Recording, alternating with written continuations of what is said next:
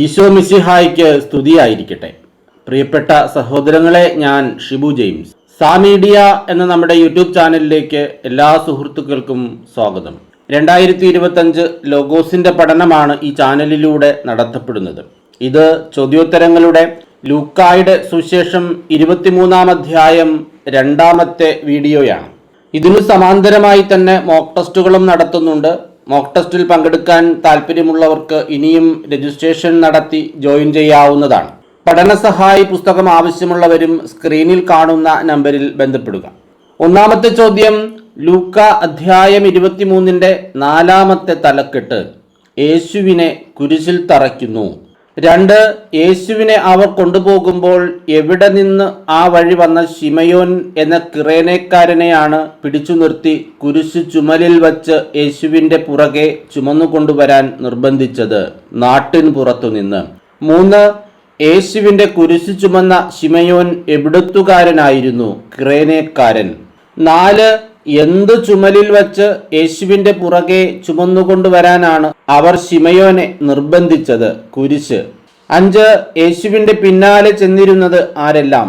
ഒരു വലിയ ജനക്കൂട്ടവും കരയുകയും മുറവിളി കൂട്ടുകയും ചെയ്തിരുന്ന സ്ത്രീകളുടെ സമൂഹവും. 6. യേശുവിൻ്റെ പിന്നാലെ ചെന്ന സ്ത്രീകൾ എന്താണ് ചെയ്തിരുന്നത്? കരയുകയും മുറവിളി കൂട്ടുകയും ചെയ്തിരുന്നു. 7.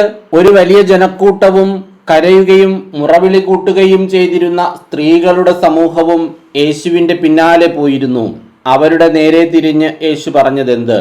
ജെറുസലേം പുത്രിമാരെ, എന്നെ പ്രതി നിങ്ങൾ കരയേണ്ട, നിങ്ങളെയും നിങ്ങളുടെ മക്കളെയും പ്രതി കരയുവിൻ. 8. തൻ്റെ പിന്നാലെ വന്ന കരയുകയും മുറവിളി കൂട്ടുകയും ചെയ്തിരുന്ന സ്ത്രീകളുടെ സമൂഹത്തെ യേശു സംബോധന ചെയ്തിരുന്നത് എന്ത്? ജെറുസലേം പുത്രിമാരെ. 9.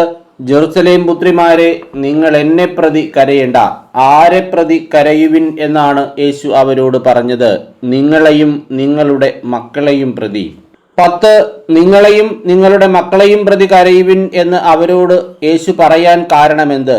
വന്ധ്യകൾക്കും പ്രസവിക്കാത്ത ഉദരങ്ങൾക്കും പാലൂട്ടാത്ത മുലകൾക്കും ഭാഗ്യം എന്ന് പറയപ്പെടുന്ന ദിവസങ്ങൾ വരും. 11. ആർക്കെല്ലാം ഭാഗ്യം എന്ന് പറയപ്പെടുന്ന ദിവസങ്ങൾ വരുമെന്നാണ് യേശു മുന്നറിയിപ്പ് നൽകുന്നത്? വന്ധ്യകൾക്കും പ്രസവിക്കാത്ത ഉദരങ്ങൾക്കും പാലൂട്ടാത്ത മുലകൾക്കും. 12. വന്ധ്യകൾക്കും പ്രസവിക്കാത്ത ഉദരങ്ങൾക്കും പാലൂട്ടാത്ത മുലകൾക്കും ഭാഗ്യം എന്ന് പറയപ്പെടുന്ന ദിവസങ്ങളിൽ അവർ പറയാൻ തുടങ്ങുന്നത് എന്ത്? പർവ്വതങ്ങളോട് ഞങ്ങളുടെ മേൽ വീഴുക എന്നും കുന്നുകളോട് ഞങ്ങളെ മൂടിക്കളയുക എന്നും പറയാൻ തുടങ്ങും. 13. പർവ്വതങ്ങളോട് അവർ പറയാൻ തുടങ്ങുന്നത് എന്ത്? ഞങ്ങളുടെ മേൽ വീഴുക. 14. ഞങ്ങളുടെ മേൽ വീഴുക എന്ന് അവർ പറയാൻ തുടങ്ങുന്നത് ആരോട്? പർവ്വതങ്ങളോട്. 15. കുന്നുകളോട് അവർ പറയാൻ തുടങ്ങുന്നത് എന്ത്? ഞങ്ങളെ മൂടിക്കളയുക. 16.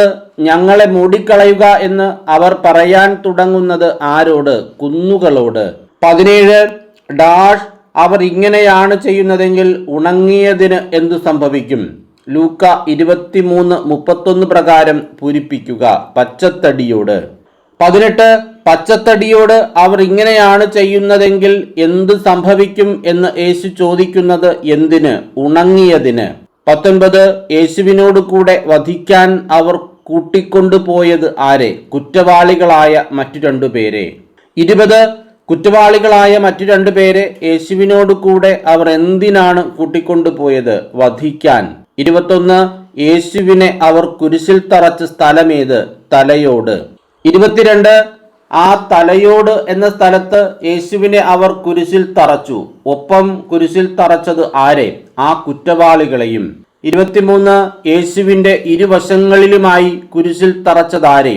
ഒരുവനെ അവൻ്റെ വലതുവശത്തും ഇതരനെ അവൻ്റെ ഇടതുവശത്തും. 24. അവർ കുറ്റവാളികളെ ഒരുവനെ അവൻ്റെ വലതുവശത്തും ഇതരനെ ഇടതുവശത്തും കുരിശിൽ തറച്ചു. അപ്പോൾ യേശു പറഞ്ഞതെന്ത്? പിതാവേ, അവരോട് ക്ഷമിക്കണമേ, അവർ ചെയ്യുന്നതെന്തെന്ന് അവർ അറിയുന്നില്ല. 25. അവരോട് ക്ഷമിക്കണമേ, അവർ ചെയ്യുന്നതെന്തെന്ന് അവർ അറിയുന്നില്ല എന്ന് യേശു പറഞ്ഞത് ആരോട്? പിതാവിനോട്. 26. യേശുവിൻ്റെ വസ്ത്രങ്ങൾ ഭാഗിച്ചെടുക്കാൻ അവർ ചെയ്തതെന്ത്? കുറിയിട്ടു. 27 അവർ കുറിയിട്ടത് എന്തിന്? യേശുവിന്റെ വസ്ത്രങ്ങൾ ഭാഗിച്ചെടുക്കാൻ. 28 യേശുവിന്റെ വസ്ത്രങ്ങൾ ഭാഗിച്ചെടുക്കാൻ അവർ കുറിയിട്ടപ്പോൾ നോക്കി നിന്നതാര്? ജനം. 29 യേശുവിന്റെ വസ്ത്രങ്ങൾ ഭാഗിച്ചെടുക്കാൻ അവർ കുറിയിട്ടപ്പോൾ ജനം നോക്കി നിന്നു. അപ്പോൾ പ്രമാണികൾ ചെയ്തതെന്ത്? അവനെ പരിഹസിച്ചു. 30 പ്രമാണികൾ യേശുവിനെ പരിഹസിച്ചു പറഞ്ഞതെന്ത്? ഇവൻ മറ്റുള്ളവരെ രക്ഷിച്ചു.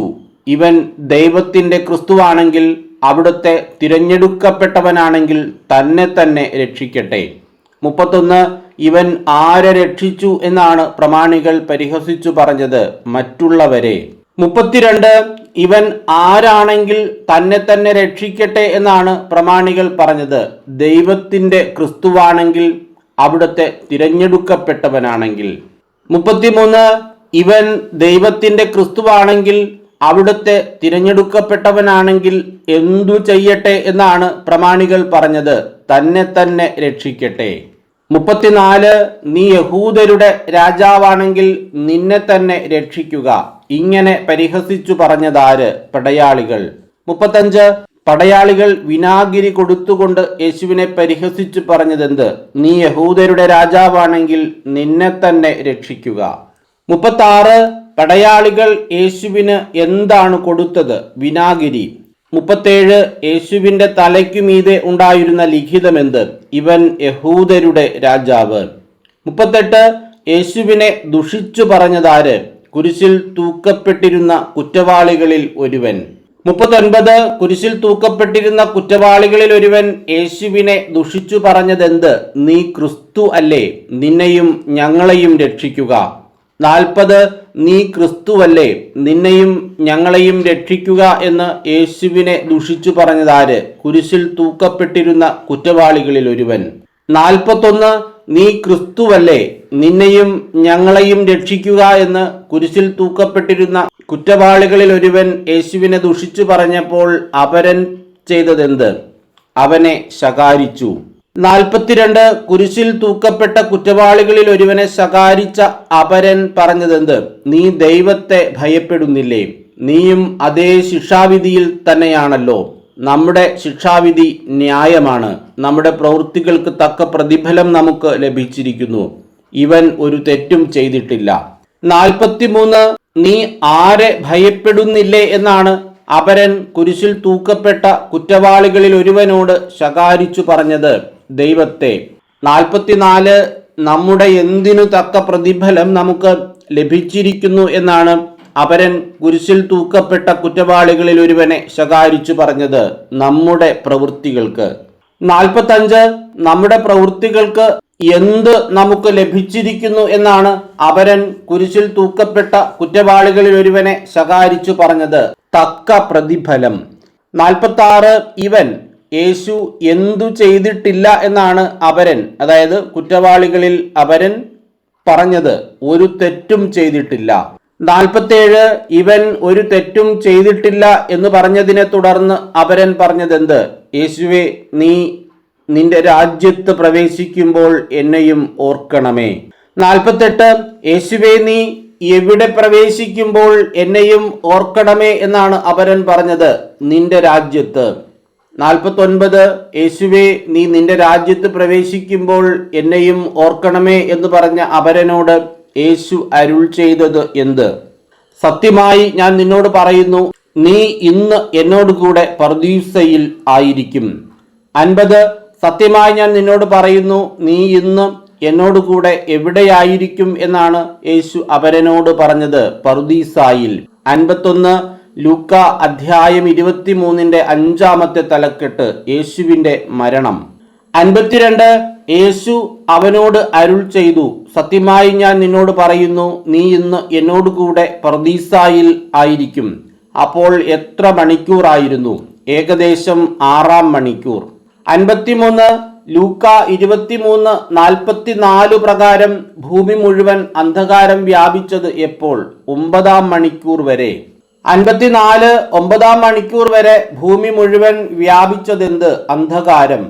55 9 മണിക്കൂർ വരെ അന്ധകാരം വ്യാപിച്ചത് എവിടെ? ഭൂമി മുഴുവൻ. 56 9 മണിക്കൂർ വരെ ഭൂമി മുഴുവൻ അന്ധകാരം വ്യാപിച്ചു. എന്താണ് ഇരുണ്ടുപോയത്? സൂര്യൻ. 57 9 മണിക്കൂർ വരെ ഭൂമി മുഴുവൻ അന്ധകാരം വ്യാപിച്ചു. സൂര്യന് എന്ത് സംഭവിച്ചു? സൂര്യൻ ഇരുണ്ടു. 58 ദേവാലയത്തിലെ എന്താണ് നടുവേ കീറിയത്? തിരശ്ശീല. 59 എവിടുത്തെ തിരശ്ശീലയാണ് നടുവേ കീറിയത്? ദേവാലയത്തിലെ. 60 ദേവാലയത്തിലെ തിരശ്ശീലയ്ക്ക് സംഭവിച്ചതെന്ത്? നടുവേ കീറി. 61 ലൂക്ക 23:46 പ്രകാരം ഉച്ചത്തിൽ നിലവിളിച്ചതാര്? യേശു. 62 യേശു ഉച്ചത്തിൽ നിലവിളിച്ച് പറഞ്ഞതെന്ത്? പിതാവേ, അങ്ങയുടെ കരങ്ങളിൽ എൻ്റെ ആത്മാവിനെ ഞാൻ സമർപ്പിക്കുന്നു. 63 ആരുടെ കരങ്ങളിൽ എൻ്റെ ആത്മാവിനെ ഞാൻ സമർപ്പിക്കുന്നു എന്നാണ് യേശു ഉച്ചത്തിൽ നിലവിളിച്ചു പറഞ്ഞത്? പിതാവിൻ്റെ. 64 യേശു ഉച്ചത്തിൽ നിലവിളിച്ചു പറഞ്ഞു, പിതാവേ, അങ്ങയുടെ കരങ്ങളിൽ എൻ്റെ ആത്മാവിനെ ഞാൻ സമർപ്പിക്കുന്നു. യേശു ഇത് പറഞ്ഞ ശേഷം സംഭവിച്ചതെന്ത്? അവൻ ജീവൻ വെടിഞ്ഞു. 65 യേശു ജീവൻ വെടിഞ്ഞത് എന്തു പറഞ്ഞുകൊണ്ട്? പിതാവേ, അങ്ങയുടെ കരങ്ങളിൽ എൻ്റെ ആത്മാവിനെ ഞാൻ സമർപ്പിക്കുന്നു എന്ന് പറഞ്ഞുകൊണ്ട്. 66 പിതാവേ, അങ്ങയുടെ കരങ്ങളിൽ എൻ്റെ ആത്മാവിനെ ഞാൻ സമർപ്പിക്കുന്നു. ഇത് പറഞ്ഞ് ജീവൻ വെടിഞ്ഞു. ഈ സംഭവമെല്ലാം കണ്ടു നിന്നിരുന്ന ആരാണ് ദൈവത്തെ സ്തുതിച്ചുകൊണ്ട് ഈ മനുഷ്യൻ തീർച്ചയായും നീതിമാനായിരുന്നു എന്ന് പറഞ്ഞത്? ശതാധിപൻ. 67 ഈ സംഭവമെല്ലാം കണ്ടു നിന്നിരുന്ന ശതാധിപൻ ദൈവത്തെ സ്തുതിച്ചുകൊണ്ട് പറഞ്ഞതെന്ത്? ഈ മനുഷ്യൻ തീർച്ചയായും നീതിമാനായിരുന്നു. 68 ഈ മനുഷ്യൻ തീർച്ചയായും നീതിമാനായിരുന്നു എന്ന് ശതാധിപൻ പറഞ്ഞത് എങ്ങനെ? ദൈവത്തെ സ്തുതിച്ചുകൊണ്ട്. 69 കാഴ്ച കാണാൻ കൂടിയിരുന്നതാര്? ജനക്കൂട്ടം. 70 കാഴ്ച കാണാൻ കൂടിയിരുന്ന ജനക്കൂട്ടം ഇതെല്ലാം കണ്ട് എങ്ങനെ തിരിച്ചുപോയി എന്നാണ് പറഞ്ഞിരിക്കുന്നത്? മാറത്തടിച്ചുകൊണ്ട്. 71 ഇതെല്ലാം കണ്ട് മാറത്തടിച്ചുകൊണ്ട് തിരിച്ചുപോയതാര്? കാഴ്ച കാണാൻ കൂടിയിരുന്ന ജനക്കൂട്ടം. 72 അകലെ ഇതെല്ലാം കണ്ടുകൊണ്ട് നിന്നിരുന്നത് ആരെല്ലാം? അവന്റെ പരിചയക്കാരും ഗലീലിയിൽ നിന്ന് അവനെ അനുഗമിച്ചിരുന്ന സ്ത്രീകളും. 73 അവന്റെ പരിചയക്കാരും ഗലീലിയിൽ നിന്ന് അവനെ അനുഗമിച്ചിരുന്ന സ്ത്രീകളും ചെയ്തതെന്ത്? അകലെ ഇതെല്ലാം കണ്ടുകൊണ്ട് നിന്നിരുന്നു.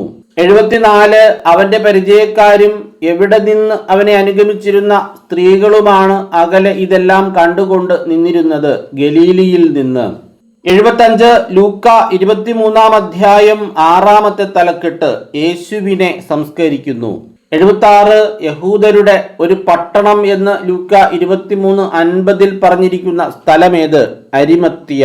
77 അരിമത്തിയ ആരുടെ ഒരു പട്ടണമായിരുന്നു? യഹൂദരുടെ. 78 ജോസഫ് എവിടെ നിന്നുള്ളവനായിരുന്നു? അരിമത്തിയായിൽ നിന്നുള്ളവൻ. 79 അരിമത്തിയായിൽ നിന്നുള്ള ജോസഫ് ആരായിരുന്നു? ആലോചനാ സംഘത്തിലെ അംഗം. 80 അരിമത്തിയായിൽ നിന്നുള്ള ആലോചനാ സംഘത്തിലെ അംഗമായ ജോസഫ് എങ്ങനെയുള്ള മനുഷ്യനായിരുന്നു? നല്ലവനും നീതിമാനും. 81 അവൻ അവരുടെ ആലോചനകളിലോ പ്രവൃത്തികളിലോ പങ്കുചേർന്നില്ല. ആരുടെ? അരിമത്തിയായിൽ നിന്നുള്ള ജോസഫ് ആലോചനാ സംഘത്തിന്റെ. 82 ആലോചനാ സംഘത്തിലെ അംഗമായ അരിമത്തിയായിൽ നിന്നുള്ള ജോസഫ് പങ്കുചേരാതിരുന്നത് എവിടെയെല്ലാം? അവരുടെ ആലോചനകളിലോ പ്രവൃത്തികളിലോ. 83 ആലോചനാ സംഘത്തിലെ അംഗമായ അരിമത്തിയായിൽ നിന്നുള്ള ജോസഫ് പ്രതീക്ഷിച്ചിരുന്നത് എന്ത്? ദൈവരാജ്യം. 84 അരിമത്തിയായിൽ നിന്നുള്ള ജോസഫ് ആരുടെ അടുത്തെത്തിയാണ് യേശുവിന്റെ ശരീരം ചോദിച്ചത്? പീലാത്തോസിന്റെ. 85 പീലാത്തോസിന്റെ അടുത്തെത്തി യേശുവിന്റെ ശരീരം ചോദിച്ചത് ആര്? അരിമത്തിയായിൽ നിന്നുള്ള ജോസഫ്. 86 അരിമത്തിയായിൽ നിന്നുള്ള ജോസഫ് പീലാത്തോസിന്റെ അടുത്തെത്തി ചോദിച്ചതെന്ത്? യേശുവിന്റെ ശരീരം. 87 അരിമത്തിയായിൽ നിന്നുള്ള ജോസഫ് പീലാത്തോസിന്റെ അടുത്തെത്തി യേശുവിന്റെ ശരീരം ചോദിച്ചു. തുടർന്ന് ചെയ്തതെന്ത്? അവനത് താഴെയിറക്കി ഒരു തുണിയിൽ പൊതിഞ്ഞ് പാറയിൽ വെട്ടി ഉണ്ടാക്കിയതും ആരെയും അന്നുവരെ സംസ്കരിച്ചിട്ടില്ലാത്തതുമായ ഒരു കല്ലറയിൽ വെച്ചു. 88 അരിമത്തിയായിൽ നിന്നുള്ള ജോസഫ് പീലാത്തോസിന്റെ അടുത്തെത്തി യേശുവിന്റെ ശരീരം ചോദിച്ച് ആദ്യം ചെയ്തതെന്ത്? താഴെ ഇറക്കി തുണിയിൽ പൊതിഞ്ഞു. 89 അരിമത്തിയായിൽ നിന്നുള്ള ജോസഫ് യേശുവിന്റെ ശരീരം താഴെ ഇറക്കി ഒരു തുണിയിൽ പൊതിഞ്ഞ് എവിടെയാണ് വെച്ചത്? പാറയിൽ വെട്ടി ഉണ്ടാക്കിയതും ആരെയും അന്നുവരെ സംസ്കരിച്ചിട്ടില്ലാത്തതുമായ ഒരു കല്ലറയിൽ. 90 യേശുവിനെ സംസ്കരിച്ച കല്ലറയുടെ പ്രത്യേകതയായി ലൂക്ക 23:53 പറഞ്ഞിരിക്കുന്നത് എന്ത്? പാറയിൽ വെട്ടി ഉണ്ടാക്കിയതും ആരെയും അന്നുവരെ സംസ്കരിച്ചിട്ടില്ലാത്തതുമായ കല്ലറ. അവൻ അത് താഴെയിറക്കി ഒരു തുണിയിൽ പൊതിഞ്ഞ് പാറയിൽ വെട്ടിയുണ്ടാക്കിയതും ആരെയും അന്നുവരെ സംസ്കരിച്ചിട്ടില്ലാത്തതുമായ ഒരു കല്ലറയിൽ വച്ച ദിവസത്തിന്റെ പ്രത്യേകത എന്ത്? ഒരുക്കത്തിന്റെ ദിവസമായിരുന്നു സാബത്തിന്റെ ആരംഭവും. 92 എവിടെ നിന്നും യേശുവിനോടൊപ്പം വന്നിരുന്ന സ്ത്രീകളാണ് അവനോടൊപ്പം പോയി കല്ലറ കണ്ടതും അവന്റെ ശരീരം എങ്ങനെ സംസ്കരിച്ചു എന്നു കണ്ടതും? ഗലീലിയിൽ നിന്ന്. 93 ഗലീലിയിൽ നിന്ന് യേശുവിനോടൊപ്പം വന്നിരുന്ന സ്ത്രീകൾ അവനോടൊപ്പം പോയി കണ്ടതെന്ത്? കല്ലറയും അവന്റെ ശരീരം എങ്ങനെ സംസ്കരിച്ചു എന്നും. 94 അരിമത്തിയായിൽ നിന്നുള്ള ജോസഫിനോടൊപ്പം പോയി കല്ലറ കാണുകയും അവന്റെ ശരീരം എങ്ങനെ സംസ്കരിച്ചു എന്ന് കാണുകയും ചെയ്തത് ആര്? ഗലീലിയിൽ നിന്ന് യേശുവിനോടൊപ്പം വന്നിരുന്ന സ്ത്രീകൾ. 95 അവർ തിരിച്ചു ചെന്ന് സുഗന്ധദ്രവ്യങ്ങളും ലേപന വസ്തുക്കളും തയ്യാറാക്കി സാബത്തിൽ അവർ നിയമാനുസൃതം വിശ്രമിച്ചു. ആര്? ഗലീലിയിൽ നിന്നും യേശുവിനോടൊപ്പം വന്നിരുന്ന സ്ത്രീകൾ. 96 ഗലീലിയിൽ നിന്നും യേശുവിനോടൊപ്പം വന്നിരുന്ന സ്ത്രീകൾ തിരിച്ചുപോയി ചെയ്തത് എന്തെല്ലാം? സുഗന്ധദ്രവ്യങ്ങളും ലേപന വസ്തുക്കളും തയ്യാറാക്കി സാബത്തിൽ അവർ നിയമാനുസൃതം വിശ്രമിച്ചു. 97 ഗലീലിയിൽ നിന്നും യേശുവിനോടൊപ്പം വന്നിരുന്ന സ്ത്രീകൾ തിരിച്ചുപോയി തയ്യാറാക്കിയത് എന്തെല്ലാം? സുഗന്ധദ്രവ്യങ്ങളും ലേപന വസ്തുക്കളും. 98 സുഗന്ധദ്രവ്യങ്ങളും ലേപന വസ്തുക്കളും തയ്യാറാക്കി ഗലീലിയിൽ നിന്നും വന്ന സ്ത്രീകൾ സാബത്തിൽ ചെയ്തത് എന്ത്? നിയമാനുസൃതം വിശ്രമിച്ചു. ഇങ്ങനെ 98 ചോദ്യങ്ങളാണ് ലൂക്ക 23 അധ്യായത്തിന്റെ 2 ഭാഗത്ത് തയ്യാറാക്കിയിട്ടുള്ളത്. 24 അധ്യായം 2 വീഡിയോയായിട്ടാണ് ചെയ്തിരിക്കുന്നത്. അത് നാളെ തന്നെ അപ്ലോഡ് ചെയ്യുന്നതാണ്. മറ്റന്നാൾ മുതൽ എഫേസോസിൽ നിന്നുള്ള ചോദ്യോത്തരങ്ങൾ അപ്ലോഡ് ചെയ്തു തുടങ്ങുകയാണ്. മോക്ക് ടെസ്റ്റിൽ പങ്കെടുക്കാൻ താല്പര്യമുള്ളവർ സ്ക്രീനിൽ കാണുന്ന നമ്പറിൽ ബന്ധപ്പെടുക. അതോടൊപ്പം തന്നെ നമ്മുടെ പഠന സഹായി പുസ്തകം ആവശ്യമുള്ളവരും ബന്ധപ്പെടുക. 4000-ഓളം ചോദ്യങ്ങളുള്ള നമ്മൾ ഈ വീഡിയോയിൽ തയ്യാറാക്കുന്ന അതേ പാറ്റേണിലാണ് ചോദ്യോത്തരങ്ങൾ തയ്യാറാക്കിയിട്ടുള്ളത്. മുഴുവൻ വാക്യങ്ങളിൽ നിന്നും 2-3 ചോദ്യങ്ങൾ എന്ന ക്രമത്തിൽ ചോദ്യം തയ്യാറാക്കിയിട്ടുണ്ട്. 5 പുസ്തകം ഒന്നിച്ച് വാങ്ങുന്നവർക്ക് ഒരു പുസ്തകം സൗജന്യമായി നൽകുന്നതായിരിക്കും. എല്ലാവരും നന്നായി വചനം പഠിക്കുക. എല്ലാവർക്കും എല്ലാവിധമായ നന്മകളും അനുഗ്രഹങ്ങളും ഉണ്ടാകട്ടെ എന്ന് ആശംസിച്ചുകൊണ്ട് പ്രാർത്ഥിച്ചുകൊണ്ട് നിർത്തുന്നു. നന്ദി.